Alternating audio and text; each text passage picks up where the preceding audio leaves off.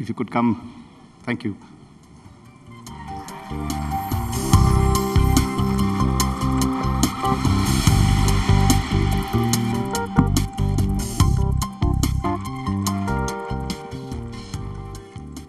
Good afternoon, everyone. And after that fascinating and really interesting session on women's rights, we have another very exciting session, and that looks at India Unbound in 4 critical areas: democracy, demography, digitization, and de-globalisation. Now, each of these 4 Ds, as these are called, there is a revolution of sorts that is happening across the country. And to discuss the challenges ahead, as well as the progress and maybe regress, we have 2 eminent speakers. Amitabh Kant, India's G20 Sherpa, former CEO of NITI Aayog, and a secretary to government. And PTR Thiagarajan, Tamil Nadu's erudite finance and human resources minister. PTR, I'm going to start with you on this. And let's look at the first D, and that is democracy. And India prides itself as the world's largest democracy, and Arun talked about it in his opening speech this morning, that we have overtaken China as the most populous country in the world as well. And yet, even as we speak about it, there is a raging debate in Parliament, with Rahul Gandhi being censured by the ruling BJP for his critical remarks about Indian democracy when he went to the UK recently. Just yesterday, he said that whether I'm allowed to speak or shut up is a test of India's democracy. So, Finance Minister, how do you look upon India's democracy? Is it a democracy on the ascent, as the ruling BJP and many others would like to classify it? Or is it on the descent, as Rahul Gandhi and others describe it, some even calling it an electoral autocracy? Yeah, for me, I think democracy is at the heart of everything, right? I mean, if we go back, and I don't want to sound partisan, so I'm going to talk more philosophically. I'm happy to become partisan if you ask me the right question. But right now, I'll say, I think it is now beyond doubt that democracies where you have strong, independent institutions, where there is a vibrant opposition, where there is accountability, this kind of a democracy, high rates of growth, and good social progress go together. I think that's beyond doubt. There used to be a question, does economic activity drive institutional kind of superiority or the other way around? I think right now we know it's not a chicken and egg problem. The more you have robust, independent institutions, the more you have a vibrant opposition, the more there's accountability, the more likely that you are to get not just a better society, but also a better economy, faster rates of growth.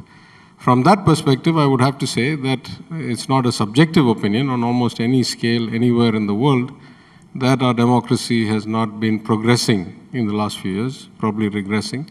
Institutions are becoming less independent, more kind of aligned with the central axis of power. So I don't want to get into instances, but broadly I would say that the quality of our democracy leaves a lot to be desired and is going in the wrong direction.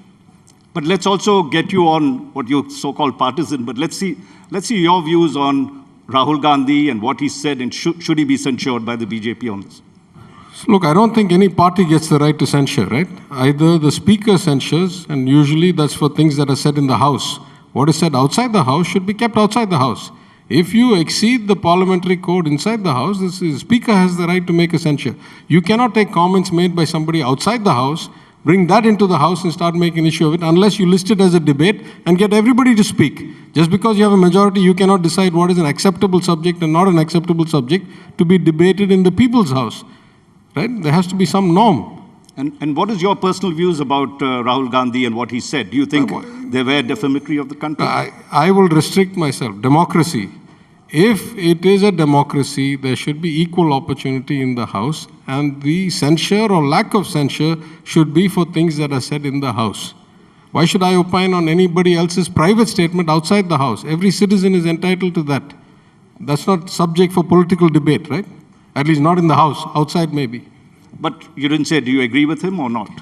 It is not my job to have an opinion of what he says. I'm telling you the quality of our democracy is deteriorating, and that's unilateral in most assessments.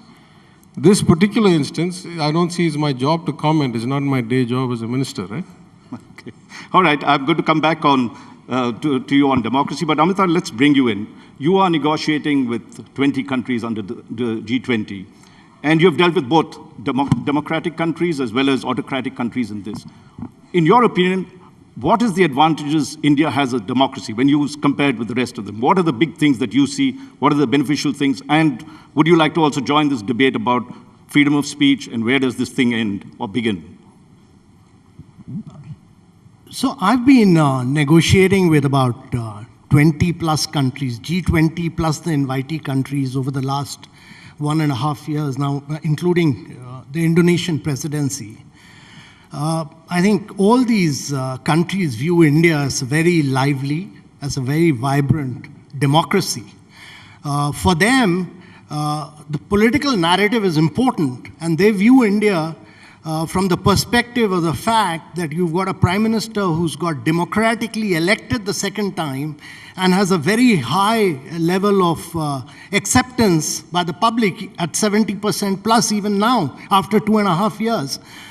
Secondly, to my mind, democracy is also about the kind of developmental work you've done to transform the lives of citizens in terms of providing electricity, in terms of houses, in terms of roads made, in terms of implementing the aspirational district program in some of the most backward districts of India and change the lives of those citizens. Everything else, to my mind, is secondary to that. You, within a democratic framework, if you are able to, say, provide 30 million houses, which is like providing a house to every single Australian. You've provided 110 million water connections, which is like providing a water connection to every single German. And you've provided almost 243 million toilets, which is like providing toilets to every single person in Brazil, and made 55,000 kilometers of roads in a democratic setup through an electoral process. You've elected people, and you've provided 2.5 billion vaccinations, all through democratic process by digitalizing your process. That's a great achievement, and we should focus on those achievements. You know, we can actually go through this whole session talking on democracy, but I will circle back to this subject again. And let's deal with the other 3 Ds, because they are also very critical in what we're looking at in terms of India's growth. And let's talk about, this is a much talked about subject, the demographic dividend. Now, there is a huge eligible working population, and India is probably going to have the largest because China is declining. And 59% of our population is between the ages 20 to 60, which is the working population. Now, have we exploited PTR, in your opinion, the advantage that is there, or will this, because we have not done the kind of things that we've done, really become a curse rather than a dividend? Yeah, I think there's a window of opportunity where we will have this kind of average age be in our favor. Places like Tamil Nadu, we're already past that. We're past the peak. Our birth rate is now only about 1.6 TFR. So we're already aging population. Without migrant labor, we cannot function, and that's why we're very conducive and open to it. But as a country, and particularly, and there's a great disparity, right? If you take like the northern states, the TFR is still 3 plus, in some cases 3.5 plus. So there, unless you can create job opportunities fast enough, you're going to have a problem. That's very clear. If you look across the span of history, having a lot of unemployed youth is a precursor for social unrest. So I think, at least as far as my state is concerned, we still have a lot more to do, but we are not in a desperate situation where we have a lot of unemployed youth. The youth unemployment rates are probably, in the 10, 12%. But if the statistics that I read are accurate around the country, as high as 25, 30, higher than that, surely that becomes a problem. If not now, sooner rather than later, that becomes a problem. So I think job creation, for example, in our state, we are focusing a lot on skilling beyond gross education, which is the highest in the country. Enrollment in higher education is double the national average, right? It's 52%. Yet we have a lot of people who are not capable of getting employed immediately upon graduation or in the right field and so forth. So we focused a lot since we came to power 2 years ago on upskilling and finding partnerships where we can pre-certify people in required skills, not just in India, but in places like Australia or Germany, so that we can have direct employment opportunities in places where there's a shortage of labor, and we can move our people into that high end of the labor spectrum, you know, $40,000, $50,000, $60,000 starting wages kind of jobs. No, I'm glad you mentioned skilling, and Amitabh, this is something I'd like to ask you about, because if you looked at, I mean, critical to this demographic dividend is how much skilled manpower you have. And if you looked at the statistics, it shows that compared to other countries, India has barely 3% of its total labor force that has done some kind of vocational training or the others. Whereas if you look at China, it's around 20%, and as you get to developed countries, 40% and above. What does India need to do? You were head of NITI Aayog. You had handled a lot of these issues. Why haven't we moved quickly enough? Because the demographic dividend, according to experts, began from 2010 onwards, and we knew it was coming. Did we fall behind, and what needs to be done now? So Raj, important point is that out of a population of 1.4 billion, we still have a billion plus people below the age of 35, and the demographic dividend, if you look at entire India, the average age will be about 29 right till 2070. So you will have a very young India. But critical to what you said is that you need to create formal jobs. You can't be growing at very high rates of 9 to 10% with 42% of your population dependent on agriculture. So you need to move population from agriculture to very sustainable urbanization. And I'm a great believer that urbanization creates better quality of life. It's a center of innovation. It's a center of growth, and it enables you to create good formal jobs.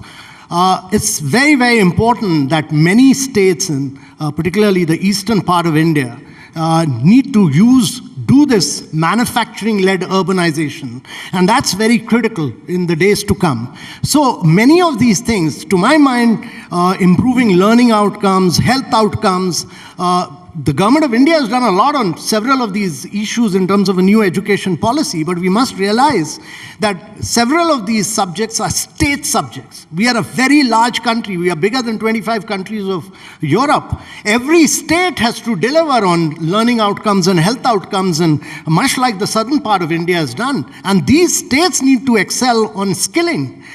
Because that's a massive opportunity, and they need to really push the limits on good manufacturing-led urbanization, and that will create the right quality of jobs. But there's a massive opportunity of actually providing 25 to 30% of the workforce of the world by 2070 to the rest of the world from India. And that's a massive opportunity in terms of skilling. Now, shouldn't, you had mentioned that skilling is education is a state subject. Shouldn't industry start moving on it? Shouldn't there be this matching thing that's to happen? And look, the Modi government is now going to be 9 years old. They actually did a good thing by combining human resources with skill development. Otherwise, they're separate ministries. Why hasn't that worked? I mean, it's 9 years, and you should have had one generation coming out from that, or many, if you're just doing vocational education. So the objective was that when you train people, you skill them through the private sector, through the industry councils. The objective was that the private sector will pay a higher wage to the skilled worker rather than the informal worker. And industry should pay that because you're getting a skilled worker. That ability of the industries to pay a much higher wage level to the skilled worker hasn't actually happened in reality. And I think it's for the industry associations to really push for that in a very big way. Because a person who spent time on getting skilled must get a higher wage rate. And that is what has happened in Germany. That is what has happened in all areas, in all countries where skilled workers were really used as apprentices in the manufacturing process. Now, I mean, we could have also dealt with this in much detail, but let's move to the third D, which is digitization.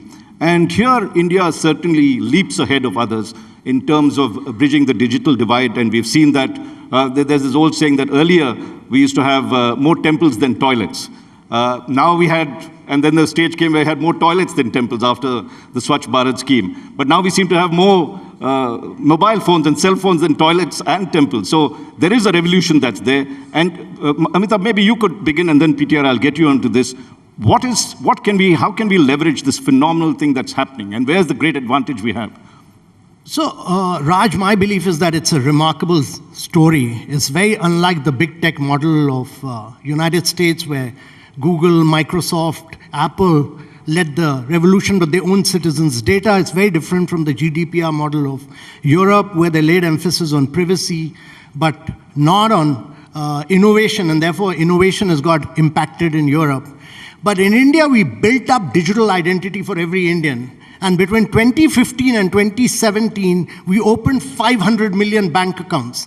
That means 55% of the bank accounts during that period were opened in India. Every second bank account was opened in India. We seeded the digital identity, Aadhaar, and your mobile number to that. And therefore, Indians started doing fast payments from their mobile. I've not used my debit card, credit card. I've not been to a bank. I've not used my ATM machine. For the last 4 years, my mobile is my virtual bank. And India does 11x more digital payments than what United States and Europe does. We do 4x more digital payments than what China does. It's a huge story. Doing 2.5 billion vaccination, totally paperless, cashless, digital during the COVID period is a remarkable story. And building up Diksha and Swayam and all this, because these are open source model, these are open APIs, they are interoperable, on top of which the private sector innovates. India is the only country where PhonePe competes with Google Pay in the market space. India is the only country where Paytm competes with WhatsApp in the marketplace, and 40 apps compete with each other. So this is a remarkable story. The challenge is that if you look around the world, there are 4 billion people without a digital identity. There are 2 billion people without a bank account. There are 133 countries which do not even have a digital payment mechanism, a fast payment mechanism. And this model which India has built up, to my mind, is the future of the world. Most tech innovations in the past have come from the developed world, but this is a model built by India. And this model needs to be taken as a business model across the world and to change the lives of citizens in many countries of the world. I think we should applaud India for that, let's put it that way. Amazing work. PTR, coming to you. Your chief minister is known as the dashboard chief minister. He has a dashboard where he tracks every single development that's happening across it.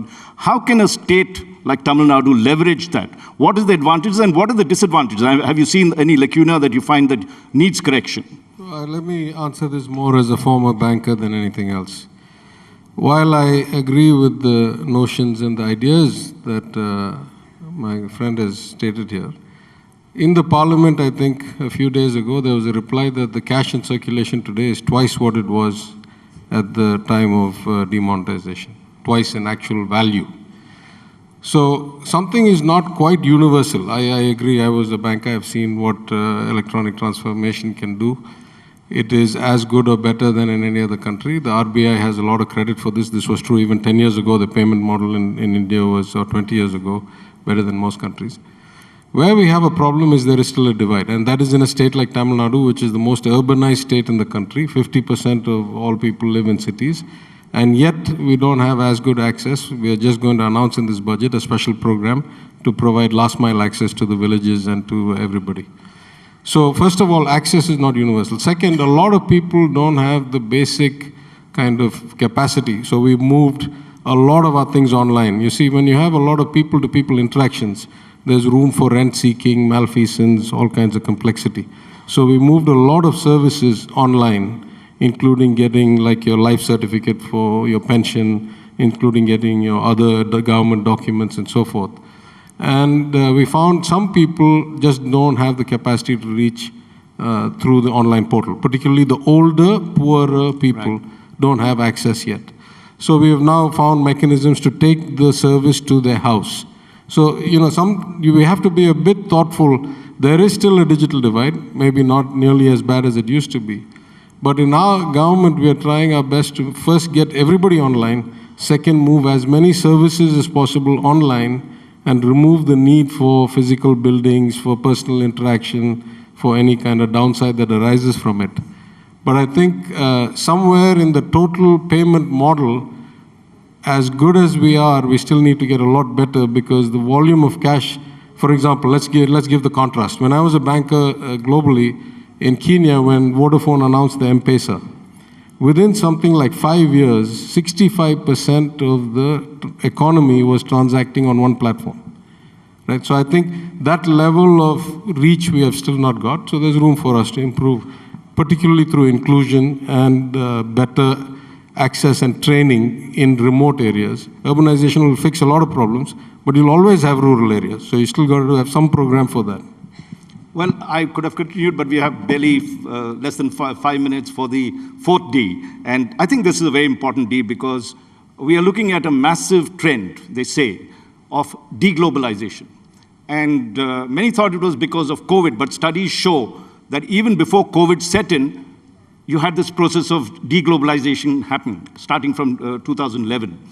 And the economists talked of it and called it slowbalization. More currently, we are not looking at a total de-globalization, but maybe a regionalization that they call it. So Amitabh, you've been dealing with G20 countries. This is something that India is very, India has advantages. It has just moved into the globalization phase, wants to benefit from all the foreign exchange that's coming in, plus the supply chains. And yet, there is a regressive movement. Countries are becoming insular and protectionist. What does India need to do? Raj, I'm a believer that India needs to grow at rapid rates. We need to grow at 8% plus for the next 3 decades, year after year, to be able to lift a very young population above the poverty line. But that would require us to be productively very, very efficient, become very competitive, and penetrate global markets and exports. So what has happened in the world is that the global value chains have got disrupted. And the global value chains were very coupled with one country. Let me not use the word decoupling, but there was a monopoly built up. So if you look at the top manufacturers of the world, in several areas, 90% plus production was happening in one country. Now, because of geopolitics, there is going to be a breakdown of that. And therefore, this is also an opportunity. This is a huge opportunity for other countries, including India. And India has demonstrated its ability to attract investments. Our FDIs have grown, Apple, Samsung, all of them are manufacturing. So we need to get into sunrise areas of growth. These are the areas which are going to drive economies of the future, whether it's electric mobility, whether it's battery storage, whether it's mobile manufacturing. The whole world is going to see a massive amount of disruption in a vast range of sunrise areas of growth. But let me also tell you that globalization has lifted vast segments of population above the poverty line across the world. And therefore, there is, if you want to make a difference to the world and actually accelerate the pace of growth, and it's important to understand this because 1/3 of the world is under recession right now. 75 countries of the world are facing a global debt crisis. So the world needs to grow. And the answer to that is good globalization by demonopolizing production and opening up the opportunities for many other countries of the world. And therefore, countries like India must focus on becoming, as we've done so far, becoming more and more productively efficient and attracting investments from all over the world. This is our opportunity. This is a huge, huge opportunity. This is a once-in-a-lifetime opportunity. We should never lose this opportunity. But you also, I'm coming to you, Peter, but Amitabh, I'd just like to finish this. You also have this trend, what they call MAGA, Make America Great Again, which Trump talked of, right? And we also have Make in India, and if we try to make an acronym of that, it would be MEGA, Make India Great Again. Now, how do you resolve this contradiction? On one side, you're saying, let's globalize, let's exploit the value chains. On the other side, let's make in India. You start protecting your domestic industry. America is doing that. How do you resolve this contradiction? Let me first say that when Make in India was designed, and you go back and look at those principles, it was never meant to be protectionist. It was meant to make India competitive and make India a very integral part of the global value chain. Very, very integral to the global chain. Whereas if you look at the United States new acts, Inflation Reduction Act, the CHIPS Act, some of them look to be very protectionist in nature. They say that we'll give you subsidy if you make in America. That has never been the case. What we are saying is, even with the production-linked incentive scheme, what we are saying is that you go bigger and bigger and bigger and bigger for the next 5 years and penetrate global markets. So Apple is manufacturing not for the domestic market here. It's doing it so that it can export more and more. And that is what we've done. We said, you go and penetrate global markets. I'm glad you mentioned Apple, and that I want to bring you into this, PTR. How do you view this trend of de-globalization? Tamil Nadu has benefited. I mean, Apple is, in many ways, moving out of China, if you want to call it regionalization, and coming and setting up its largest factories in your state. I'm not sure what I can say in 5 seconds. No, yeah. We'll give you a minute. Well, I think there are 4 or 5 things here. First, we should remember that globalization is secular, but at a kind of historic level, it's also cyclical. There used to be the age of empire, there used to be the age of Roman Empire, colonialism. So the extent of globalization actually goes up and down. It's not, always going up. In 20 years, 30 years, going one way, then goes the other way, then comes the other. Second, the overall volume of globalization doesn't kind of discriminate between bilateral trade or the shift away from China towards India that our colleague is talking about. So I think there are a lot of opportunities. Third, the value of globalization is inarguable. Mathematically, you will show that the more there is barrier-free trade and access, you will get greater growth, no question. The downside of globalization is unless governments are particularly focused on it, such rapid increase in growth will also lead to increases in inequality and stratification of society, and you're likely to find a lot of people get disgruntled, as you're seeing in the Western economies, because people at the lower level of skill have completely lost out on the benefits of globalization, and big investment bankers and corporates did really well. So you have to do it carefully. But I completely agree in an overall perspective that this is a wonderful opportunity. I can't think of a better time for India as a country, given the macro trends around liquidity still being quite high, around the de-risk China kind of movement, around the geopolitical instability everywhere else. This ought to be India's moment.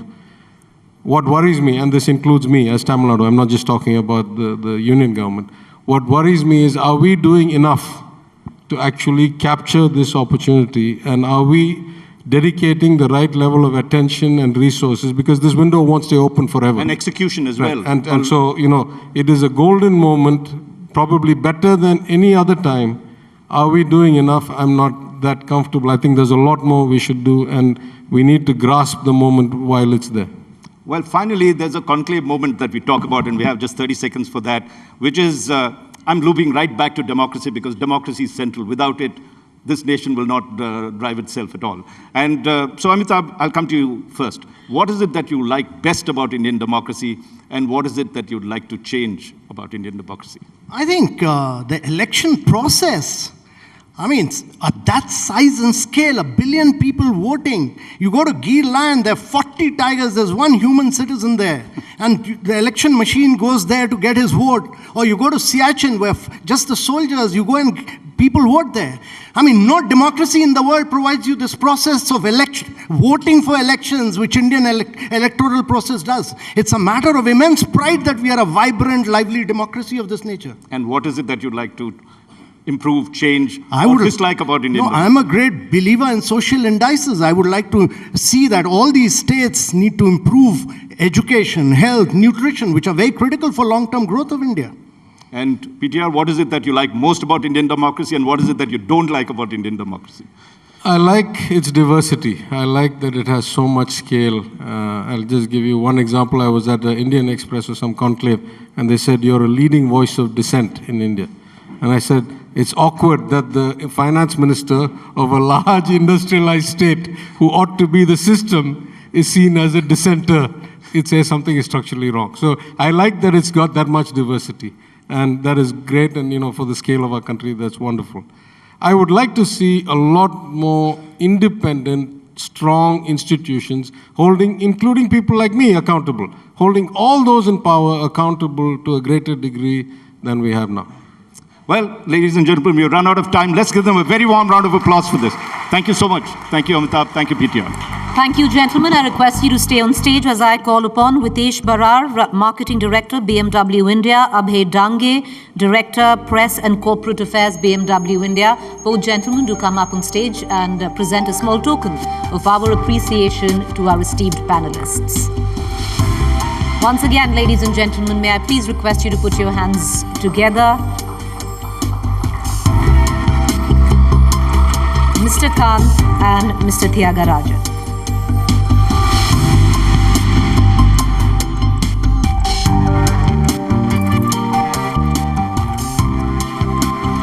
Thank you, Mr. Chingappa.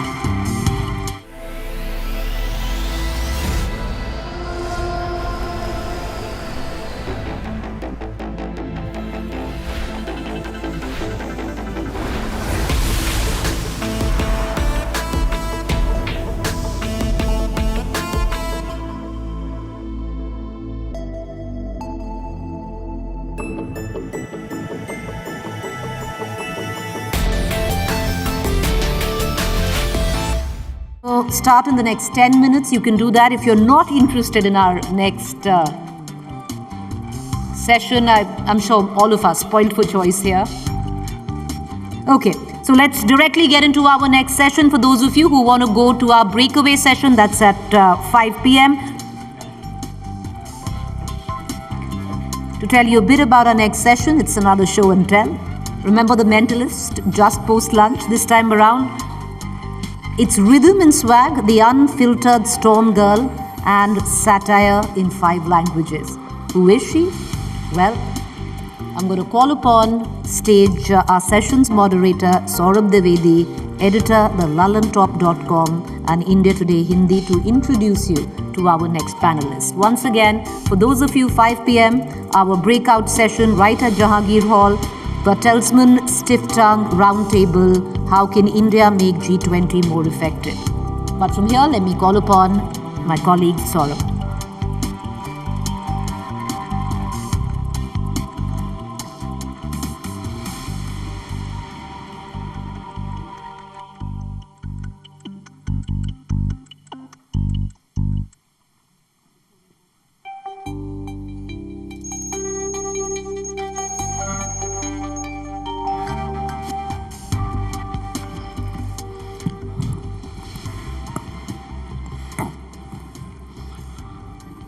शाम की आमद हो चुकी है और समय हो चुका है कि आप सब लोग अपना अपना ध्यान एक बार फिर से अपने सबसे ज़रूरी खिलौने अपने मोबाइल फ़ोन से हटाकर स्टेज की तरफ लगाएं। आप इंडिया टुडे कॉन्क्लेव के इस 20वें एडिशन में आर्मी चीफ को सुन चुके हैं, देश के चीफ जस्टिस को सुनेंगे, प्राइम मिनिस्टर्स को सुनेंगे, अलग अलग इंसानों को सुनेंगे। लेकिन अगर एक रोज़ भगवान ये इरादा करें कि उन्हें आपसे बात करनी है, तो उनकी आवाज़ क्या होगी, उनके बोल क्या होंगे? मैं मंच पर आवाज़ दे रहा हूँ हिंदुस्तान की कमाल की रैपर सृष्टि तावड़े को।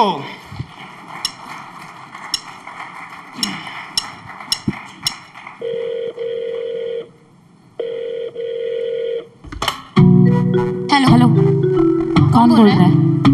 हेलो हेलो हेलो हेलो यार, ये मुंबई का network. Do not hang up. तेरे राज खोल रहा हूँ, तेरा अच्छा बुरा पाप पुण्य सब बोल रहा हूँ, तेरी चिकनी चिपड़ी बातों में ये सच खोल रहा हूँ। भगवान बोल रहा हूँ, भगवान बोल रहा हूँ, तेरा अच्छा बुरा पाप पुण्य सब बोल रहा हूँ, दुनिया के आगे तेरे सारे राज खोल रहा हूँ।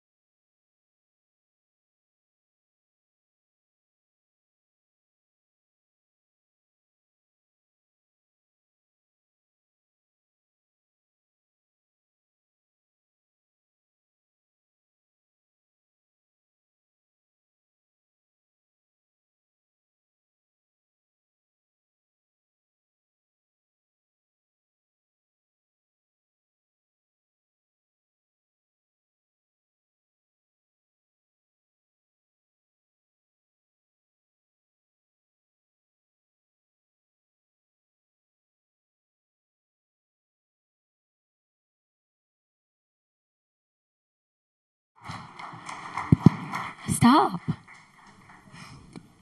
Oh, thank you. So chill kind of guy. आप सारे रैपर्स की बड़ी कमाल की स्टोरी होती है.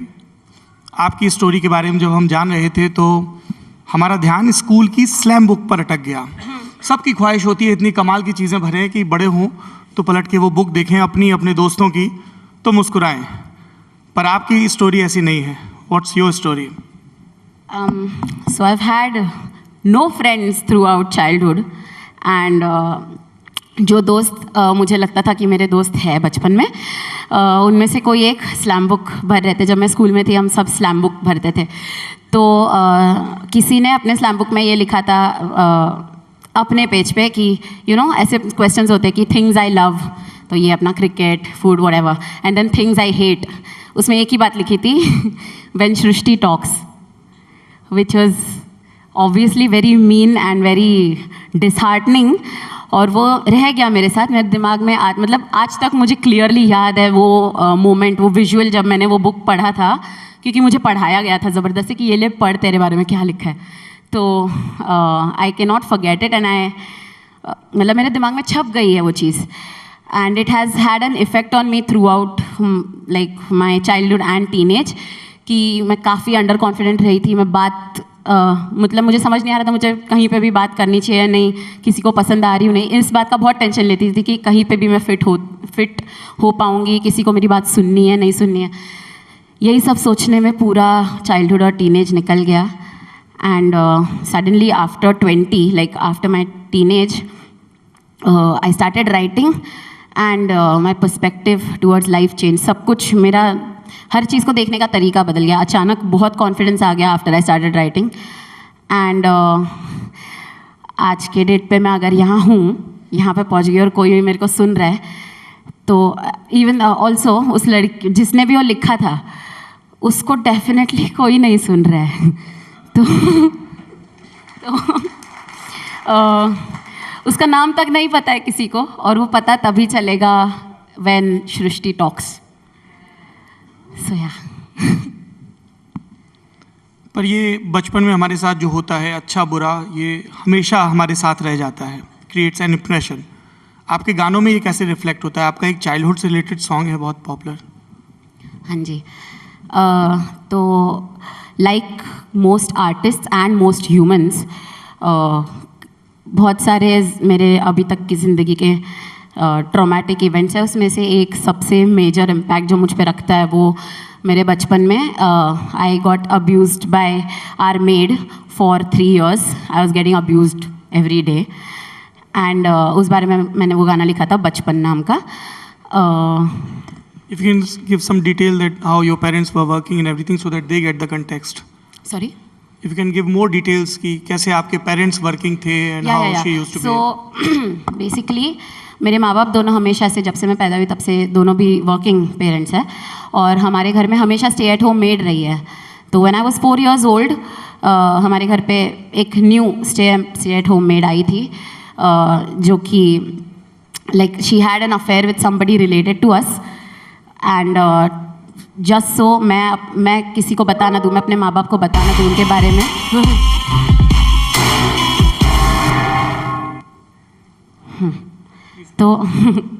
तो ताकि मैं अपने माँ बाप को बता ना दूँ उनके बारे में, तो मुझे डराने के लिए उन्होंने मुझे मारना शुरू किया था हमारी मेड ने. और फिर वो रीज़न 1-2 दिन बाद चला गया और उनको बस मज़ा आने लग गया मारने में. तो उन्होंने 3 साल तक काफ़ी अलग अलग तरीके निकाले. वो नहीं होते, वो बुक्स नहीं होते 101 ways to die, वो था उनके पास कि 101 ways to kill a baby. उन्होंने सब कुछ कर दिया जो जिससे मैं एकदम ट्रॉमेटाइज, जो ज़िंदगी ख़त्म हो जाए वो हर चीज़ ट्राई कर ली उन्होंने. घर के सारे चीज़ों से मार लिया. And like now I can really talk about it very easily because I have already talked about it 1,000 times. So I've gotten over it, obviously. But it has had a lot of, obviously it has had a lot of impact on my life. और In one way, I would like to give myself credit कि इसमें से जो लेना चाहिए था वो ले लिया और मैं आर्टिस्ट बन गई. Yes, you must, क्योंकि सारे ट्रॉमा के बाद, सारी सफरिंग के बाद we have to bounce back. पर ये फिर आपके गाने में कैसे गाया? If you can hum those lines. अच्छा सुना तो वो? जी. ठीक है. Shit, रोगे तो नहीं? आपको पूछ रही हूँ. परिवार में थे हम 4, मैं, आई, बाबा, काम वाली दीदी. मुझे दीदी के पास से रखा गया तभी से. When I and Baba thought I'll be safe and दीदी के हिस्से का she'll be paid, बदले में मुझको संभालेगी every day. Anyway, it was sadder than jail any day. Funny है, don't even smile. ये मेरे बचपन की स्टोरी है, not such a fairy tale. जब ऑफिस जाते आई बाबा तो घर पे एक मेहमान चुपके से आता. वो मुझको तो बाहर बट दीदी को अंदर के कमरे में जाके सुलाता. भोले थे आई बाबा, न शक किया, बोले वाए बौदा. और मैं बस 4 की थी, ये चीज़ें मेरे पल्ले पार की थी. हमारे ही घर में हमारे ही बिस्तर पे दीदी के मिस्टर की यादें. वो मेरे आई बाबा जैसे साथ साथ होंगे रिचर ये वादे. उन दोनों के रास्ते में मैं ही थी जब वो पास में थे. वो बोला शटर माउथ तब शाउट लाउडर हिटर दिखा दे. फिर मुझको डराने पूरी आफ्टरनून मारा मुझे सर फोड़ा रंगे खून से हाथ और आंखों से बोली बस एक ही बात, मम्मी को बताना नहीं. मेरा बचपन कहाँ गया, अब भी तो यही था. बचपन कहाँ गया, मेरा बचपन कहाँ गया, अब भी तो यही था. कोई खा गया, मेरा बचपन कहाँ गया, अब भी तो यही था. बचपन कहाँ गया, मेरा बचपन कहाँ गया, अब भी तो यही था. कोई खा गया.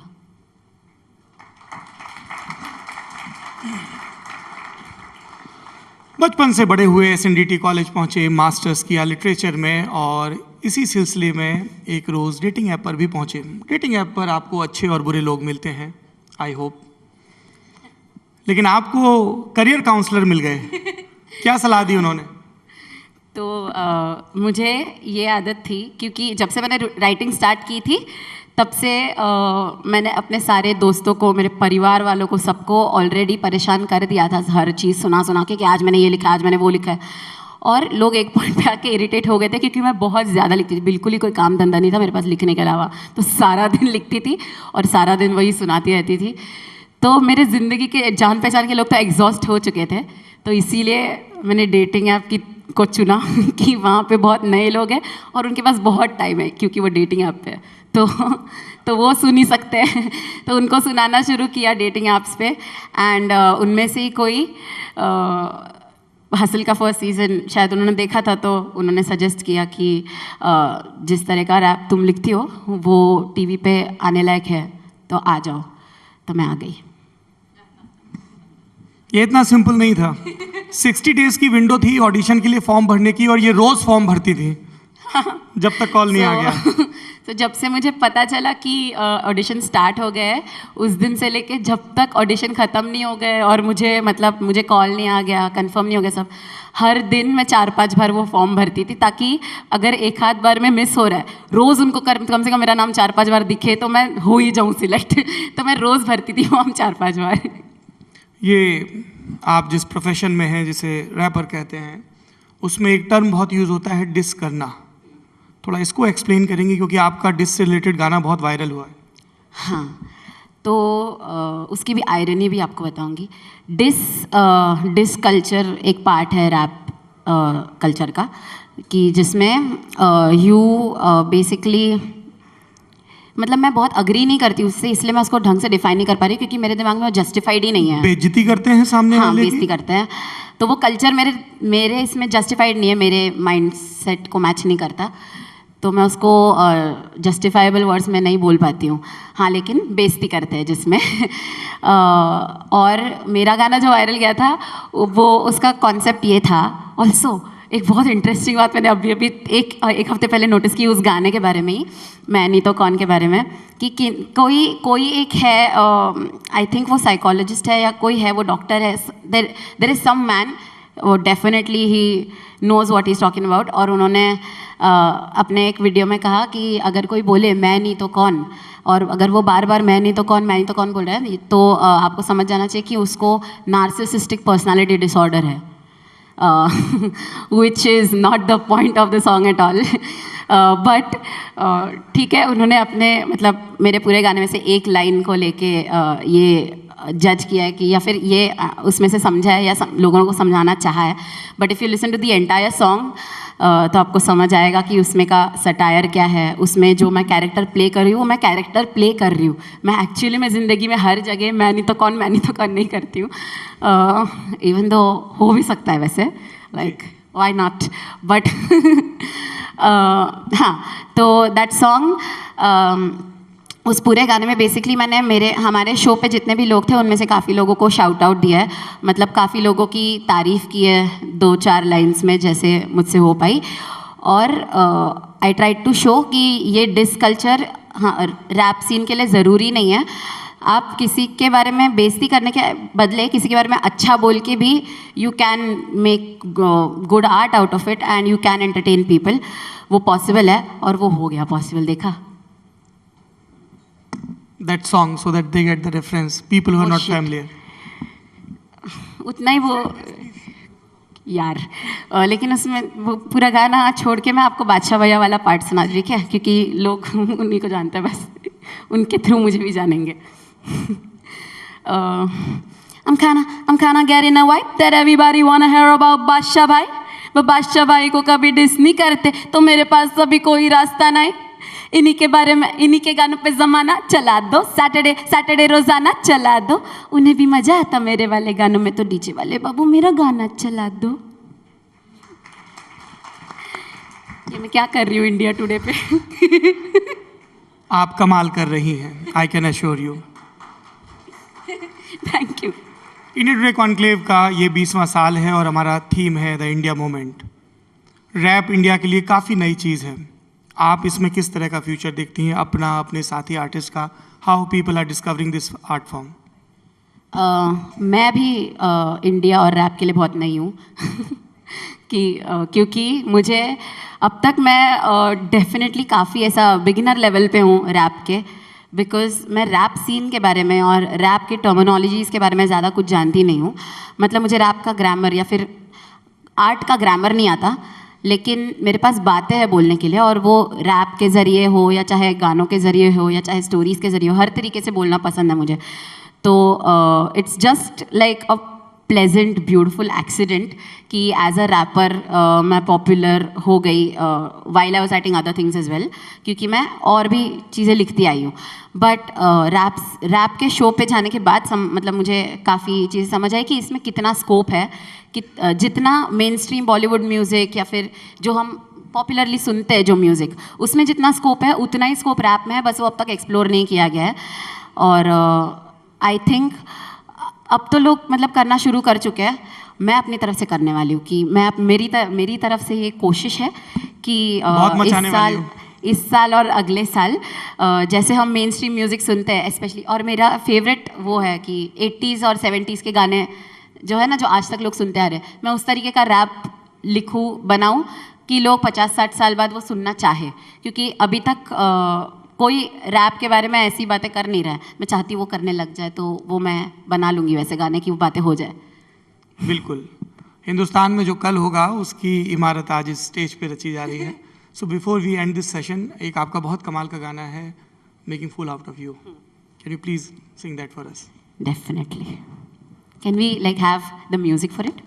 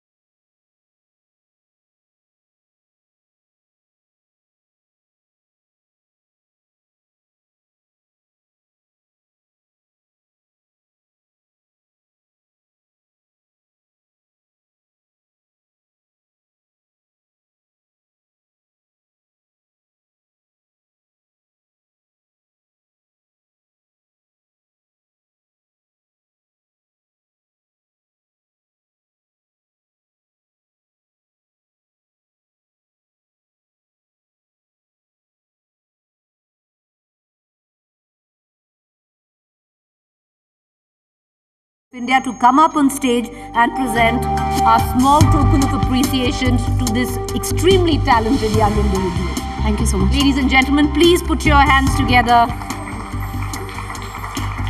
for Shrushti Taude.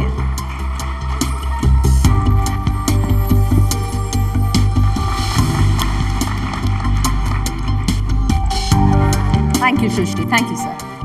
All right, so what we're going to do now is take a quick tea break, but we reconvene at the Shah Jahan Hall, not here, ladies and gentlemen.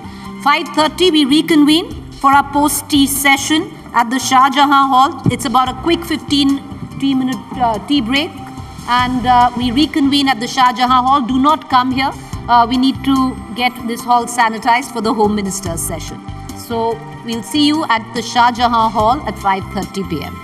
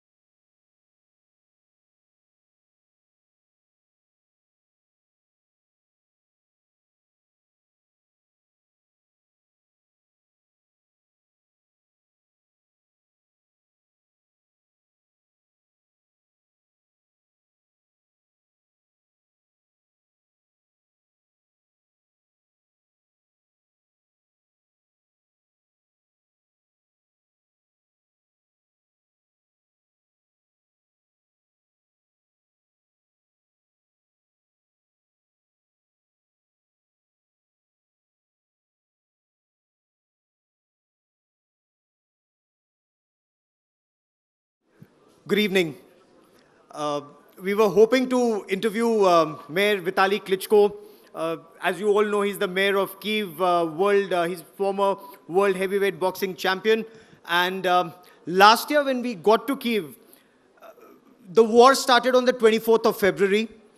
A week before that, the India Today team, as you all well know, Aaj Tak, we take great pride in saying, "Hum sabse tez hai."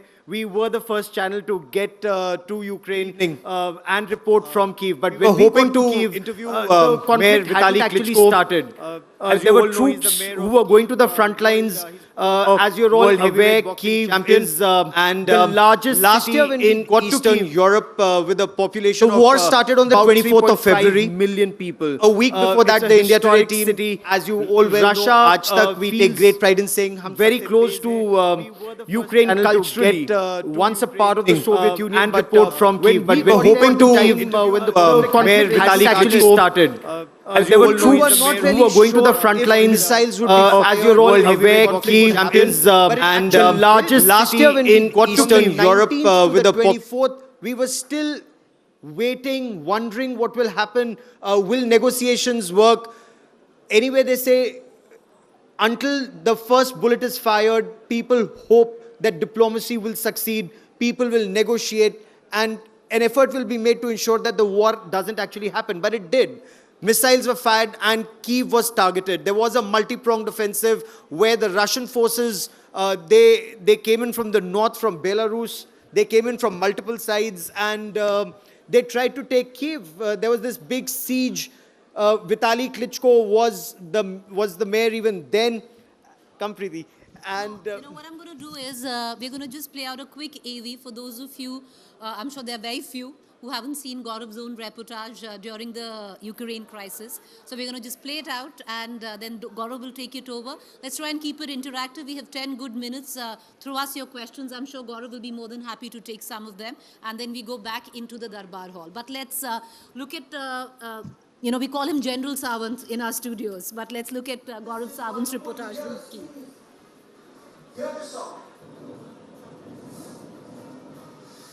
India's most watched war reporter. Here, more blasts that are taking place. We are moving away from this area. We're being told to leave this area because it's not safe to be here. His reports on every Indian front. Reports from amidst shelling and strikes. The only reporter in the true war zone. Gaurav Sawant is back on assignment.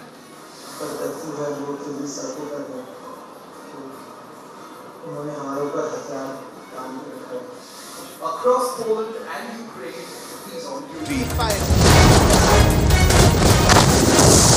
As the world marks a month of this war, Gaurav Sawant keeps you posted. These are anti-tank mines. The Ukraine reporter every Indian is watching. India Today, no compromise. All right, so this was Gaurav's reportage. It's been a full year since the Ukraine war, Gaurav. You know, we're very sorry that our guest, the mayor of Kyiv, Mr. Vitaly Klitschko, wasn't here. But what have been your endearing images of the war? The way the people fought. You know, I've covered the Kargil war and there are several generals here. General Joshi is here. He was in the Kargil war. There are several other generals who are here.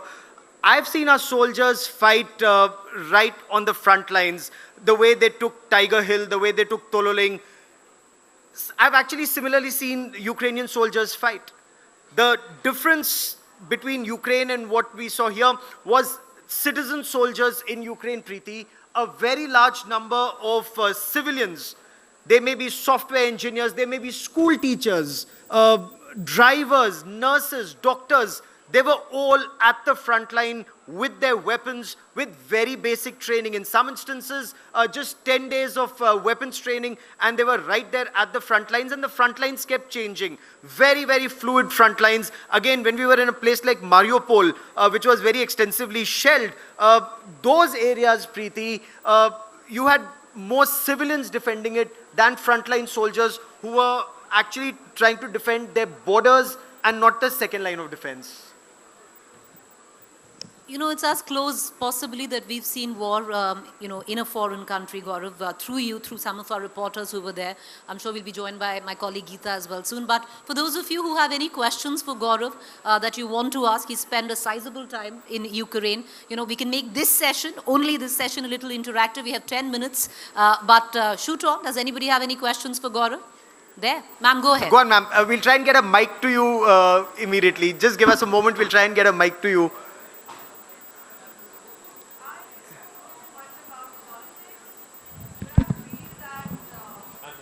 Ma'am, we're just getting a mic to you. Everyone has their own agenda, as we common people are made to understand that it's these countries that are just trying to sell their weapons and they want the war to carry on. What's your take on it? Ma'am, right now, again, what perspective are we looking at? The Ukrainian perspective is that they're fighting for their security, they're fighting for their motherland. And I've seen that on ground. They are fighting to ensure that the Russians don't take over Kiev. But is this a fight that the Americans are selling a lot of their military hardware? The industrial complex is making a lot of money, and there is no denying the fact, even as we speak right now. Why is it that the Ukrainians are very busy? There is a massive offensive that's about to start. It's called the Spring Offensive. This is where Ukraine also intends to take the battle into the Russian-held territory. So what they're trying to get is, while the Americans are giving them the Patriot missiles, they're trying to get the Bradley fighting vehicle, the Stryker fighting vehicles. These are the armored personal carriers to take your troops forward. They're trying to get the Leopard tanks, the Challenger tanks, the M1 Abrams. So you're right, it's all about weapons. It's also a lot about ammunition. There are so many generals sitting here. They'll tell you can fight a war, you need weapons and you need numbers. Numbers to last the war a period. Who would have thought that this war would last 1 year and longer? It's actually becoming an endless war. The tragedy for Ukraine right now is the West is giving them weapons to stay in the fight. They're not giving them weapons to win the fight.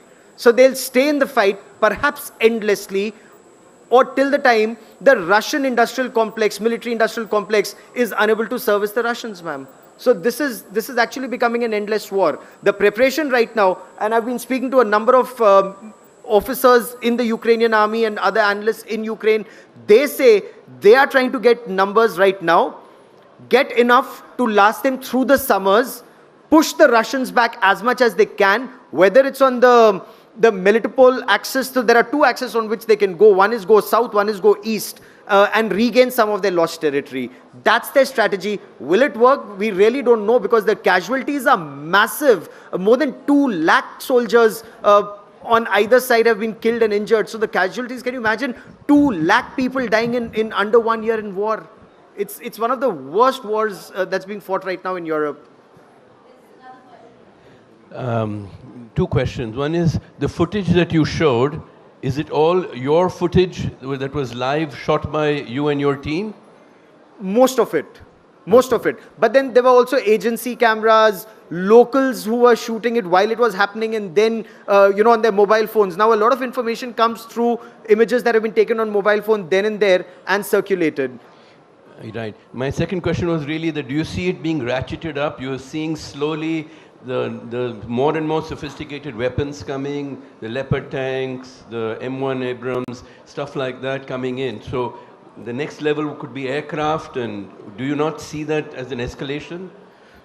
The Ukrainians are desperate for the fighter jets.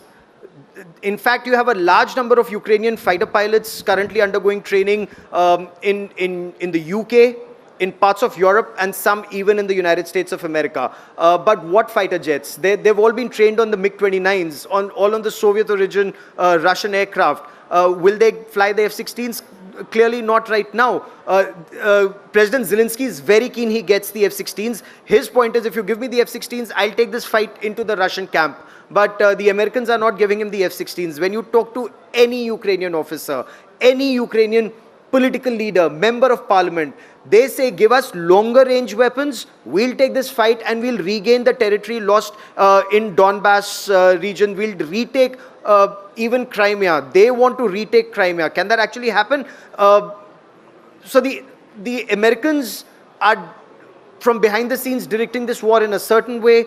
The Ukrainians are fighting it in a certain way. What's very interesting is even when we were on ground on now, you have two sets of officers or soldiers fighting this battle. Those who've been trained in the Soviet era, those who fight the battle like the Russians, and those who've been trained by the NATO forces post-2014, much smaller units, more agile, able to hit behind enemy lines, and there's often a clash between these two on how to take this battle forward. Thank you.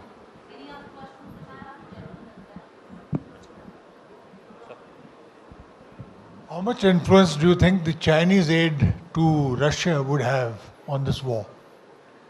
Sir, that actually will be a game changer either side should that happen. There are reports that the Chinese President Xi Jinping will be meeting the Russian President, President Putin, and then also interact with President Zelensky. Now, will that bring peace or will that bring weapons and systems to Russia to prolong this conflict? And then you have the world very clearly divided between Russia, China on one side, and the Americans and NATO forces on the other side. Now, should that happen, this war will go on for a very, very long time, sir. Because if India were to perhaps play a role, India, when you speak to Ukrainians, they say that we would trust the Indians. As far as the Chinese are concerned, they are much closer to the Russians. Everyone knows that no limits partnership that they've spoken of, sir. Well, thank you, Gaurav. And we are sorry, but I'm glad, Gaurav could throw some light on the ongoing Ukraine war. But sorry that our guest couldn't make it, but there was an ongoing war and he had to actually go and meet the president, so it was a last-minute thing. May I request you all to please kindly make your way back to the Darbar Hall. The sanitization for the Home Minister's visit is over. Our next session, in the next 10 minutes, we commence from the Darbar Hall. The Darbar Hall, ladies and gentlemen, is the same hall where we've been conducting our sessions through the course of the day. So please make your way back to the Darbar Hall.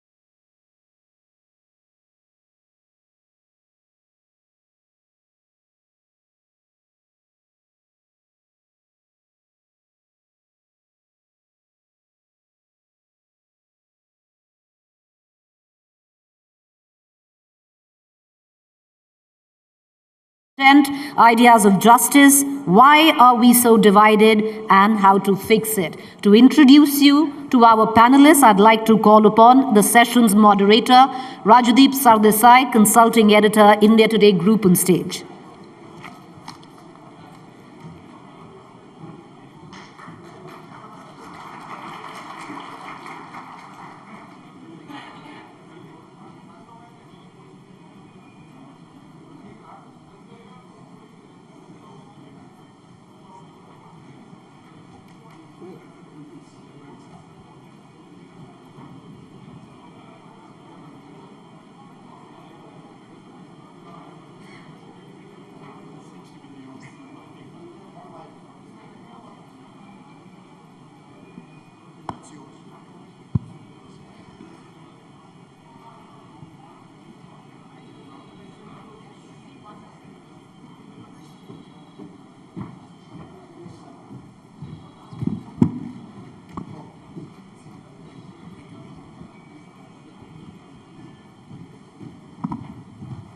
Hello and welcome, ladies and gentlemen, to the India Today Conclave, where I'm privileged to be joined today by a very special guest. We live in a world of growing polarities, of divisions, where politics in particular is seen to be more conflict-ridden than ever before. Society, in many ways, is divided, and democracies are in a seeming crisis. But why are we so divided, and what will it take to fix it? To answer that crucial question, I'm joined today by a very special guest. Professor Michael Sandel is described as a rock star political philosopher at Harvard University. His videos attract millions of views on YouTube. His 2020 book, The Tyranny of Merit, calls for a re-examination of notions of merit, of privilege and individual liberties, and in the process sheds a lot of light on possibly the most far-reaching political phenomenon of the last decade, the rise of populism and the decline of liberal democracy. That's as true of the United States in many ways as it is certainly true of this country at the moment. Professor Sandel, welcome to the India Today Conclave. Wonderful to have you. Rajdeep, thank you so much. It's great to be with you. Okay, let's start with the question that troubles many people, the seeming crisis of liberal democracy. This is not just Rahul Gandhi saying it at the moment. Lots of academics in academic environments say it in a more complex manner, that democracies in several parts of the world, liberal democracies on the retreat, and are seeking explanations for it. You seem to put it in, certainly in The Tyranny of Merit, partly to the failure of meritocratic elites and their inability to put what you call the common good above their exaggerated sense of self. You want to explain that right at the outset to an Indian audience, where it is the so-called Lutyens elite, what the Modi government calls the Lutyens elite, the children of old elites and privilege that are under attack in this country, much as America's East Coast elites are they responsible in a way, their failures, for the failure of liberal democracy and the rise of populist autocrats? My answer, Rajdeep, may require some explaining because it may not be popular here. My answer is yes. Liberal elites and mainstream political parties who governed for 40, 50 years missed the rising anger and resentment of a great many people who felt excluded, who felt they had no voice, and who felt looked down upon by liberal, meritocratic, technocratic elites, well-educated elites. Let me begin by one seemingly strange quote from Donald Trump when he was campaigning in the primaries in 2016. He won a primary election in one state, and he said at his victory speech, "I love the poorly educated." Now, to the ears of liberal elites, that seemed very strange, a strange thing to say. But he, like many authoritarian populist figures, understood the politics of grievance and resentment, and was therefore able to ride and to cultivate and tap into a sense of backlash against the reigning political parties and liberal elites, and we are seeing this in countries around the world. So you're saying that the failure of the progressive elites, and you're saying they failed, yes, has led to anger and resentment among those who felt left out. Yes. And what we are seeing today is the revenge, in a way, yes, of the working class in the United States, of groups within this country who felt they were not being given their due or were being looked down upon or looked with condescension, yes, by the liberal elites. Is that what you're saying? Yes, and there are two dimensions to this backlash. One of them is a sense of being looked down upon by well-educated, well-credentialed, hubristic elites who believed that their success was their own doing, the result of their education, and by implication, that those who struggle must deserve their fate too. That's the harsh way that meritocratic attitudes towards success work. But if I could add, there's one other dimension to this, which is they also neglected, these elites did, the need for identity and belonging and community and a politics of the common good. And so that left the way open, kind of moral emptiness, a void to be filled by hyper-nationalists. Explain this concept of common good, because it recurs in several of your books. You seem to suggest that the politicians of a particular type failed the common good. And in the Indian context, it would be the grand old Congress party, which for years ruled the country in the name of the people, but failed the common good. And they've been now today, in a way, pigeonholed as the Latvians elite. And you have the rise of a new type of politics as a result.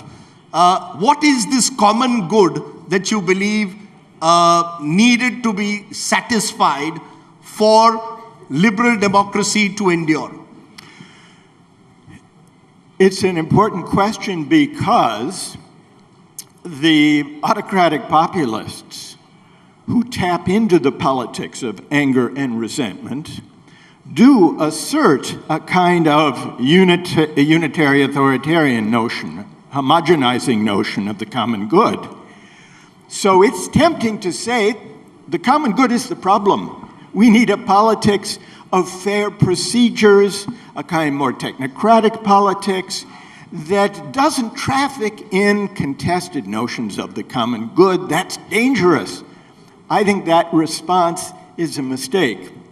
I think the better response is to articulate an alternative, more pluralistic conception of the common good. Because, well, let me take one step back if I could. For years, I've been critical of a kind of purely liberal, secular, technocratic approach to politics, because I worried that it failed to speak to people's legitimate hunger for community, belonging, identity, patriotism, pride. These are all aspirations connected to a politics of the common good.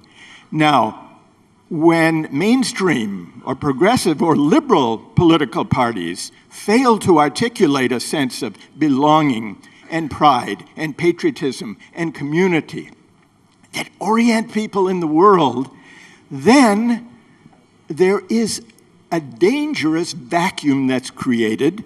Dangerous because invariably it's filled, and we see this today around the world, that longing for meaning and community and for the common good will be filled by narrow, intolerant, hyper-fundamentalist or hyper-nationalist politics. And that's what we've seen in democracies around the world. But in a sense, therefore, are you saying that the only answer to the failure of liberal democratic politics is the rise of hyper-nationalists to fill this vacuum? I mean, the danger is the common good that you speak about. Yeah.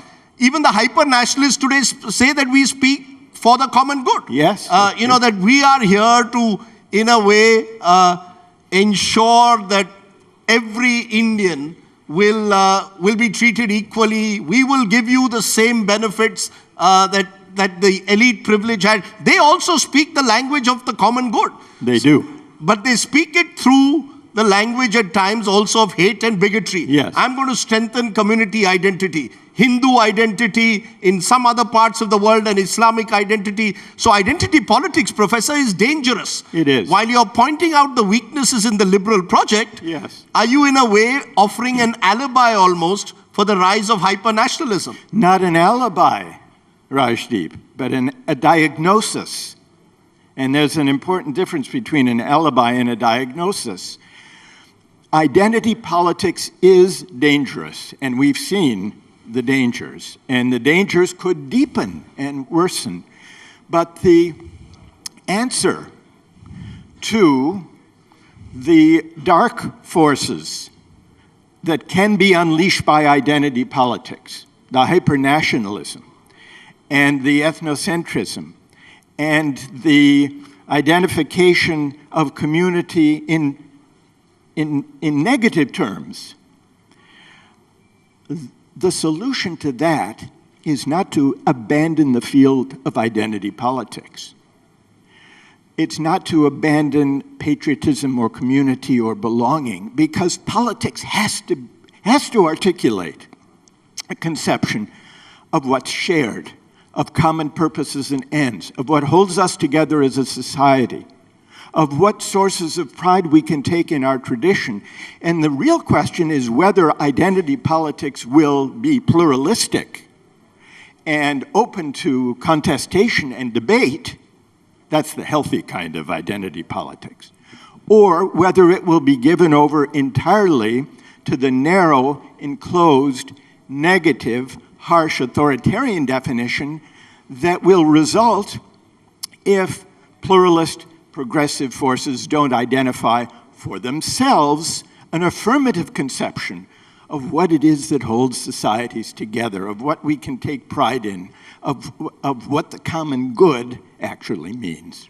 So you're calling for a kind of citizen civic nationalism in a way. Yes. Wherein those in power or those who wish to be part of power also have to, in a way, to use a term in your book, contributive justice. You've got to contribute to society, you've got to give back, you've got to respect people at the bottom of the pyramid and reach out to them, not just resort to slogans. Exactly, yes. And one of the most important human needs, one of the most fundamental human needs, is the need to be needed by one's fellow citizens, to feel that one's contributions, whether they be contributions made by people with fancy degrees or by people who are making important contributions to our everyday lives without fancy educations.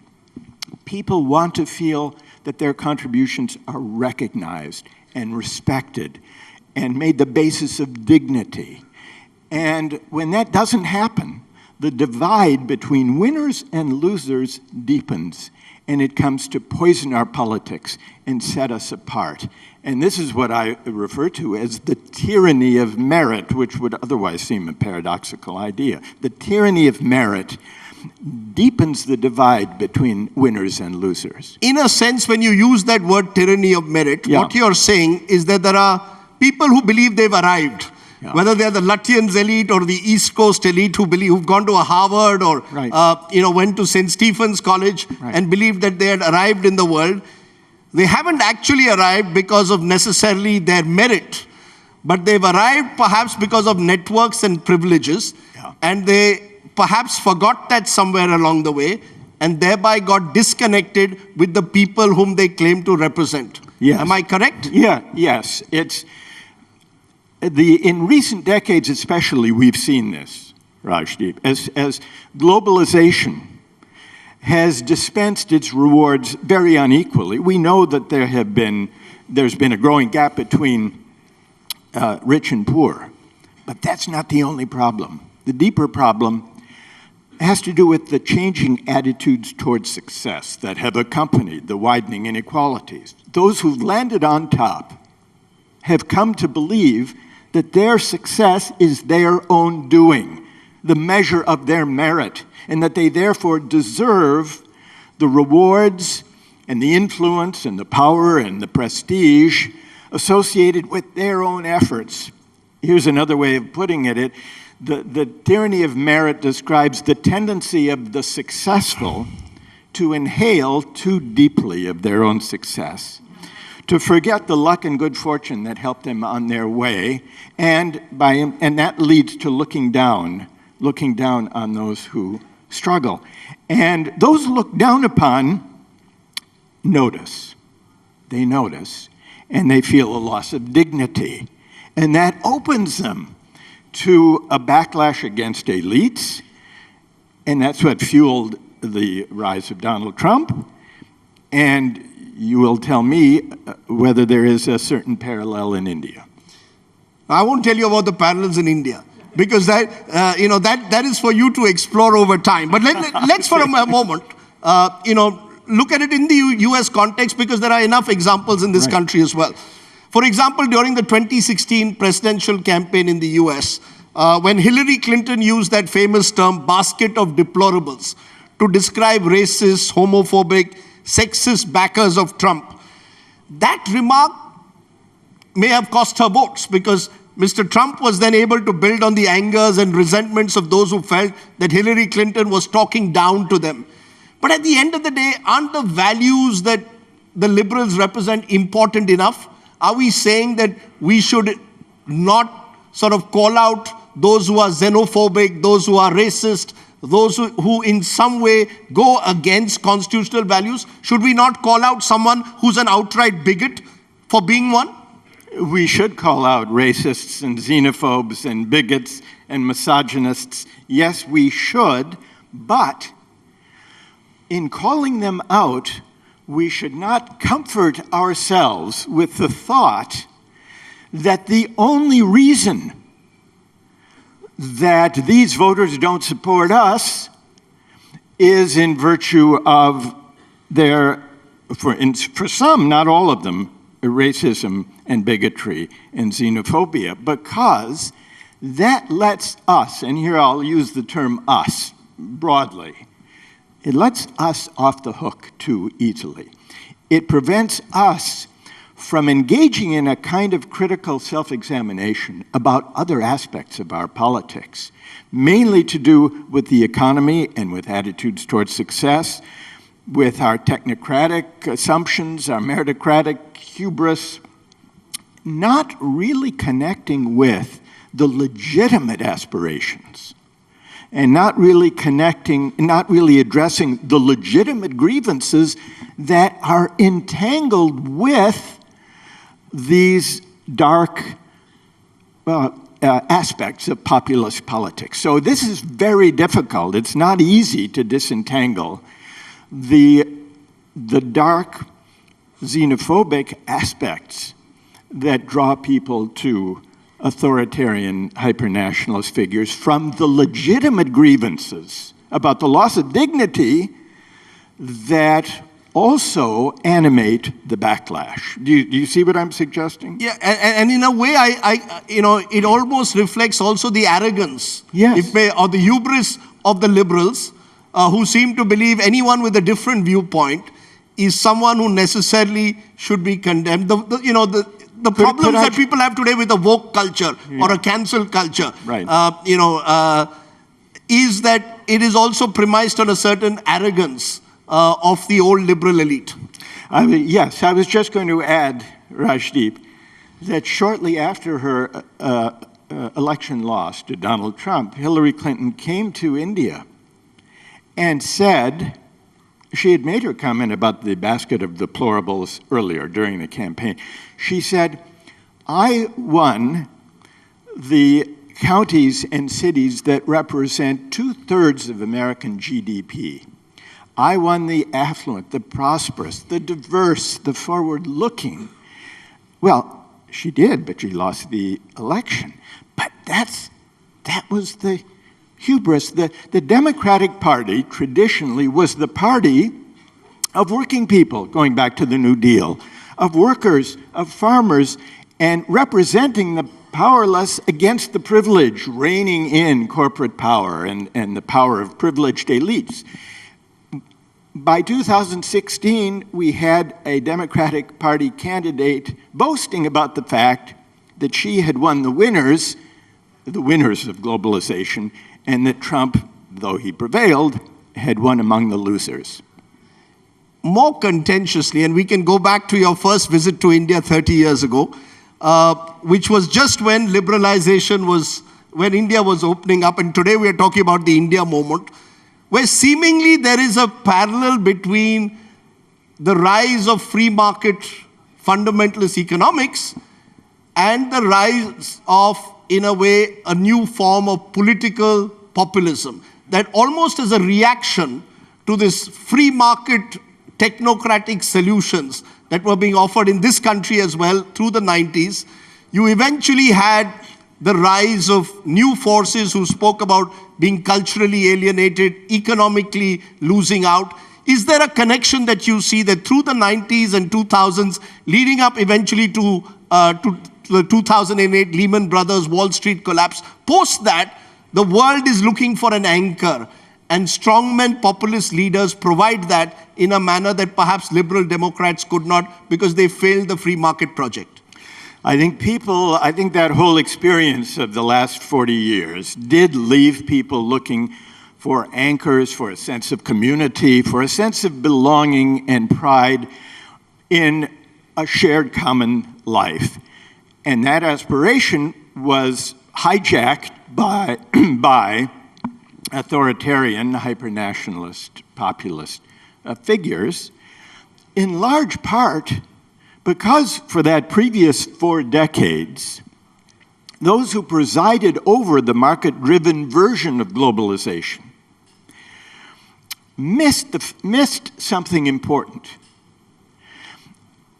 In arguing for the unfettered flow of capital across national borders, free trade agreements that would enforce intellectual property rights, that would allow the free movement of goods and capital and people across borders, there was a kind of heady confidence in that moment, going back to the 1990s, that if only we allow markets free rein globally, and this was an American-led version of the globalization project, but it was embraced by many, especially elites throughout the world, then borders will matter less. National identities will matter less. New communications technologies will enable us to communicate with people halfway across the world as easily as our neighbor next door. Borders will matter less, and so we will be able to rise above these seemingly atavistic tendencies toward traditions, community, patriotism, national belonging. So the moment of market-driven globalization was more than an economic moment. It came with a certain political outlook that missed the importance of national identities, community, belonging. And it came along with a kind of hubris that said all of that you longed for is backward, and eventually we'll rise above it. And so it's no wonder that right-wing authoritarian hyper-nationalist parties can claim to be the patriotic parties. And then liberals and social democrats say, well, we're patriotic too, but it lacks conviction because it was these parties who presided over this project over 4 decades. No, Professor, right through your books, you also critique something which over the years, even in our constitution, we thought was our holy grail, individual liberties. That nothing matters more in a democracy than an individual's rights and liberties that he or she has. Now, in an era of muscular nationalism, of demagogic leaders, how do you then achieve this balance between individual liberties and the common good? What happens if the common good is weaponized by that authoritarian leader? He calls for compliance, for submission, for non-questioning. If I question the person, I'm called anti-national. How then, I mean, it's all very well to say individual liberties should not be a holy grail, but do I have a choice between individual liberties on one side and someone else in the name of the common good saying you've got to comply and submit to my authority? That's the real danger, isn't there? It is, and actually, just a small but important correction, Rajdeep. I do think individual liberties are and should be a holy grail, but not to the exclusion of this other range of concerns that we've been discussing. So you can't cut it off. You're saying you can't cut off individual liberties from a social context. Right. That you've got to keep them in the context of society, yes, or being part of a wider community. Yes, every community will define for itself, ideally through open public debate, how exactly to define and enforce individual liberties. But and that will reflect different constitutions different democratic constitutions define rights somewhat differently. But fundamental liberties such as freedom of speech, public debate, freedom of the press, religious liberty, these are and should be a holy grail. So I don't want to be misunderstood on that. But we will only be able to define and to defend and to protect those liberties if we have a healthy public life, if we have a constitution with an independent judiciary that can go against what the government says. But for all of this, democracy has to be in good health.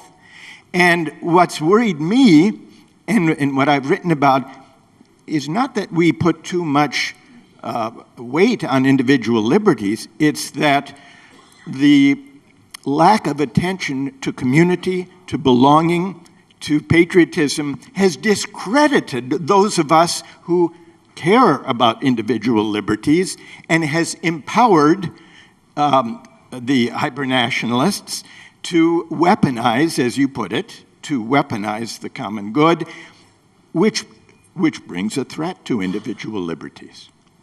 Let's turn from there then to the core question, which is we seem to be, in an age of competing intolerances, where we increasingly talk at each other, not talk to each other, even in WhatsApp groups. People leave WhatsApp groups the moment there's an opinion which they don't approve of, they just walk out of a WhatsApp group. So you've got the liberals with their woke and their cancel culture. You've got the right wing with their visions of nationalism. How are we going to fix this?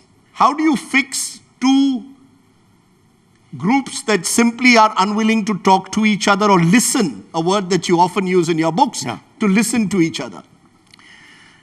It isn't easy, Rajdeep, but I think we have to change the public culture of our societies. We have to change the civic culture. And this is a challenge that goes beyond politics.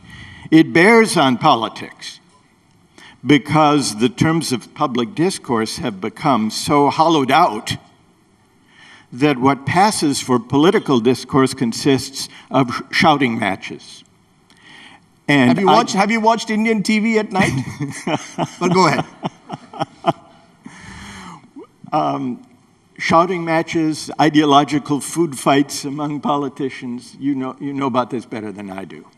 But the solution, and you mentioned listening. Listening is one of the great democratic arts. It's a civic art. It's one of the great missing civic virtues of our time. The ability to listen, by which I don't just mean hearing what somebody said and being able to repeat it or attack it. I mean listening for the moral convictions and principles and aspirations lying behind the views of those with whom we disagree. Now, how do we rebuild this capacity? Ultimately, well, the media has to help, and I think we have to reconfigure the media. We have to find alternatives to the version of social media that reinforces our division and our impatience and our distraction and our inability to listen. We need to design new tools and platforms for reasoned public discourse across our differences. And the way social media is set up now, which depends on capturing and holding our attention through sensational, provocative, inflammatory clickbait, that is deeply destructive of the kind of public culture we need. It certainly is destructive of the capacity to listen and to pay attention, because the whole economic model of it is to hold our attention for as long as possible, to gather more personal data about us, the better to sell us stuff through targeted ads. And that is a recipe for an impoverished civic life and an impoverished public discourse. So that's one thing we have to change. And I think those of us in education have a responsibility too, to cultivate the kind of civic education that equips democratic citizens with the art of listening and reasoning and arguing and attending to one another. Because listening to you, and picking up from what you said about social media, it seems to me that it'll be even more difficult to fix the problem and bridge the divides, simply because with social media, hate and bigotry can be pushed in real time at speeds which simply make it impossible to press the pause button. I mean, in this age of social media, in the age of some AI engineer or an algorithm deciding what you will watch, I mean, the human mind has no chance. Well, that's quite a phrase. I need to ponder that. Rajdeep, the human mind has no chance. It's beginning to feel that way. I mean, put aside even the hate that is promulgated on social media. The commandeering of attention is itself a form of corruption. The commandeering of attention. Losing our ability to direct our attention to important things and being constantly bombarded in ways that distract us. That's corruption. I'll give you one small example of how the meaning of time and attention changes. Well, you know this being in television, but years ago, as you mentioned in the introduction, Rajdeep, we did an experiment and filmed and put my entire Harvard Justice course online, free, open access.